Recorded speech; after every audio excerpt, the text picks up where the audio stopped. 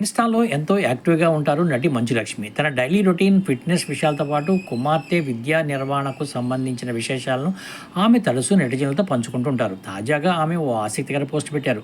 తన కుమార్తె చిరునవ్వులు చిందిస్తున్న ఓ వీడియోని షేర్ చేస్తూ పీస్ శాంతి అనే క్యాప్షన్ జత చేశారు. ప్రస్తుత పరిస్థితుల రీత్యా ఆమె షేర్ చేసిన ఈ పోస్ట్ నెట్టింట వైరల్ అయింది.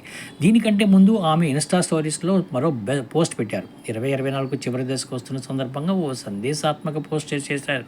ఈ ఏడాదిలో ఎన్నో పాఠాలు నేర్చుకున్నట్టు అందులో రాసి ఉంది. మోహన్ బాబు కుమార్తెగా లక్ష్మి ఇండస్ట్రీలోకి అడుగుపెట్టారు.